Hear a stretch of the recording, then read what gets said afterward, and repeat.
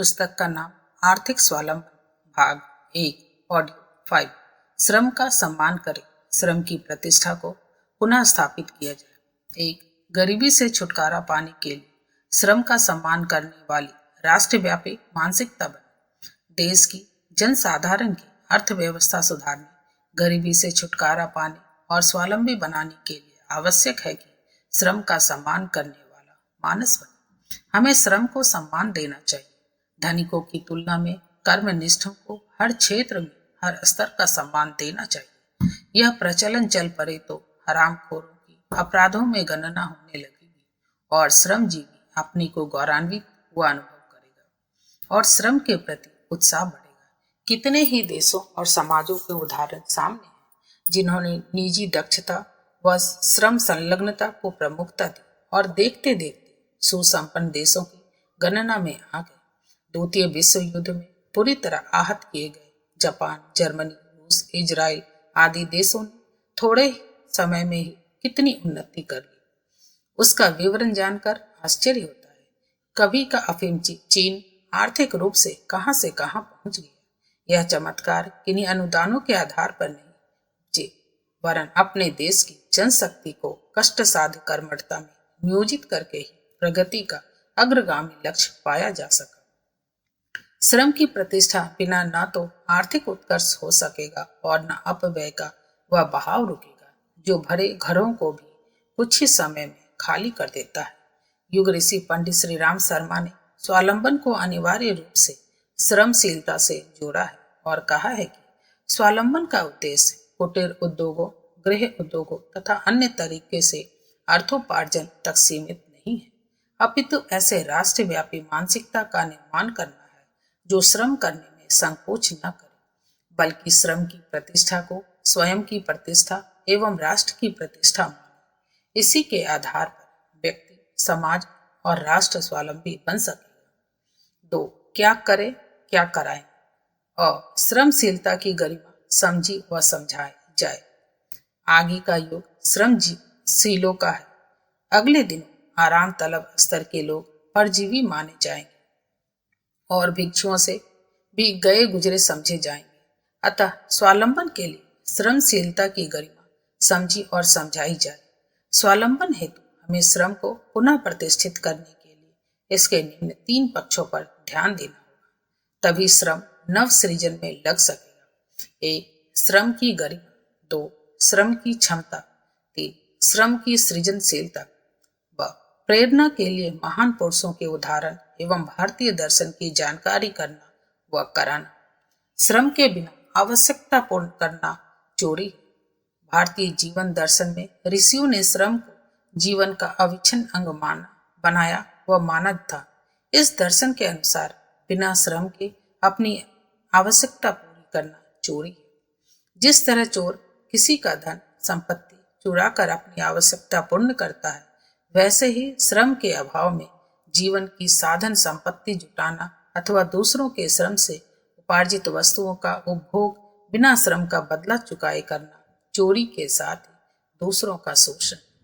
इसलिए भारतीय जीवन व्यवस्था में हमारे ऋषियों ने पहले इसका व्यवस्थित कार्यक्रम बनाया था और उसके अभ्यास के लिए जीवन के प्रारंभ के 25 वर्षों में ब्रह्मचारी को गुरु के आश्रय में रहकर कठोर श्रम करना पड़ता था।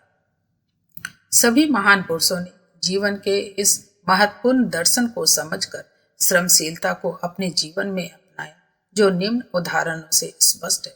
राजा जनक हल चलाकर गुजारे का धान्य पैदा करते थे और जीवन निर्वाह की वस्तुएं उपलब्ध करते थे। राष्ट्रीय कोष का पैसा प्रजा हित में ही लगाते थे।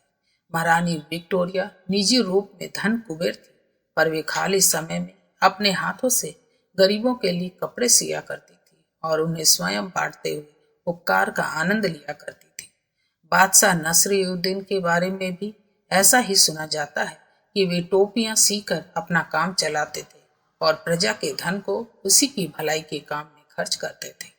महात्मा गांधी चरखा काट कर अपना काम चलाते थे। विनोबा भावे नित्य प्रातः 5 किलो आटा पीसते थे और उससे अपना काम चलाते थे। आध्यात्मिक साधनाओं में लीन ऋषि मुनि भी वन के कंदमूल, फल अथवा खेत में बिखरे पड़े रहने वाले दानों से जीवन निर्वाह कर अपना संपूर्ण समय लोक कल्याणार्थ आध्यात्मिक साधनाओं में लगाते थे। हम में से प्रत्येक की दृष्टि यही रहनी चाहिए कि श्रम उपार्जन के आधार पर औसत नागरिक स्तर का निर्वाह अपनाएं और जो कुछ अतिरिक्त बचा रहता है उसे सत्यवृत्ति संवर्धन के परमार्थ प्रयोजनों में नियोजित करते रहें। यह न्यायोचित भी और मानवीय गरिमा के अनुरूप भी। साथ ही इस विद्या को अपनाने पर हाथों हाथ आत्मसंतोष मिलता है। उसे किसी भी सांसारिक प्रसन्नता प्रदान करने वाले अवसर से कम नहीं आंका जाना चाहिए। ऐसी सदाशयता अपनाने वालों को जो श्रेय सम्मान मिलता है उसे स्वर्गीय आनंद के साथ जोड़ा जा सकता है। इसे प्राप्त कर सकना उन्हीं के लिए संभव है जो कठिन श्रम करके भी 100 हाथों से कमाते और लोक हित में हजारों हाथों से खर्च करते हैं। परिग्रह का निषेध। आवश्यकता से अधिक उत्पादन का संग्रह करते रहने से जब आवश्यकता पड़ने पर सरलता से उसकी पूर्ति हो जाती है तो श्रम की आवश्यकता महसूस नहीं होती और मनुष्य श्रम से जी चुराने लगता है।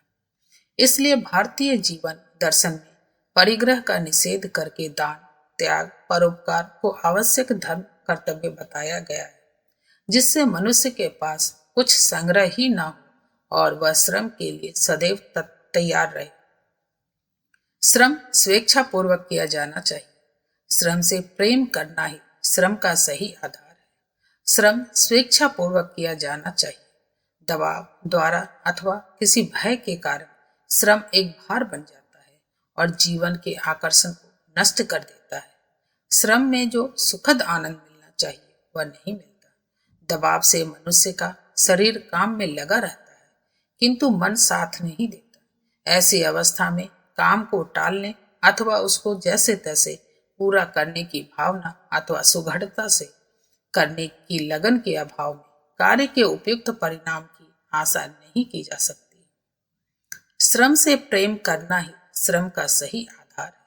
प्रेम पूर्वक खूब श्रम करना और श्रम से उत्पन्न आमदनी उत्पादन का भाग जरूरी आवश्यकता की पूर्ति में लगाकर शेष को समाज की सेवा में जन कल्याण में लगा देना और फिर श्रम करने के लिए तैयार रहना श्रम की प्रतिष्ठा के लिए आवश्यक है।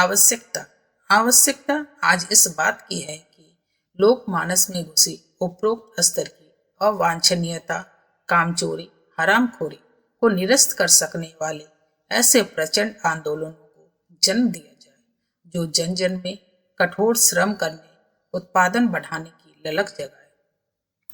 अवांछनीय मान्यताओं को जड़ मूल से उखाड़ फेंकने के लिए कटिबद्ध होकर वातावरण बदल कर ही दम ले। प्रश्न काम तलाशने का ही नहीं वरन यह है कि परिश्रम, लगन, सूझबूझ व ईमानदारी के साथ जो भी काम सामने हो उसे करने लग जाया जाए। निठल्लेपन को अभिशाप और तत्परता को वरदान माना जाए। उसके साथ स्वावलंबन का, आत्मगौरव और उज्जवल भविष्य का दर्शन किया जाए। बैठे से बेगार भली वाली उक्ति में एक अति महत्वपूर्ण तथ्य सन्निहित है। आरंभ में छोटा काम मिले तो हर्ज नहीं, उसके सहारे अपने स्वभाव का परिष्कार तो होगा ही। लगन के साथ जो भी काम किया जाता है वह करने वाले की दक्षता बढ़ाता है और क्रमशः ऐसे अवसर प्रदान करता चला जाता है कि गौरवान्वित करने वाली प्रगति खिंचती दौड़ती चली जाए। संसार के सभी प्रगतिशीलों का इतिहास इसी उपक्रम पर आधारित रहा है। 4. स्वावलंबन एवं बेरोजगारी निवारण हेतु कुटीर उद्योग का सहारा लेना होगा। आजादी के बाद अपनाई गई औद्योगिक नीति एवं उसके दुष्परिणाम। 1. अर्थव्यवस्था को स्वावलंबी व सुदृढ़ बनाने के प्रमुख आधार। किसी भी राष्ट्र की अर्थव्यवस्था को स्वावलंबी व सुदृढ़ बनाने के 2 महत्वपूर्ण स्तंभ हैं, कृषि व उद्योग, जिसके सहारे अर्थव्यवस्था का ताना बाना बुना जाता है, किंतु इसका स्वरूप प्रत्येक देश के लिए एक सा रहे ऐसा संभव नहीं हो सकता। अपनी भौगोलिक व सामाजिक स्थिति के अनुसार ही उसका स्वरूप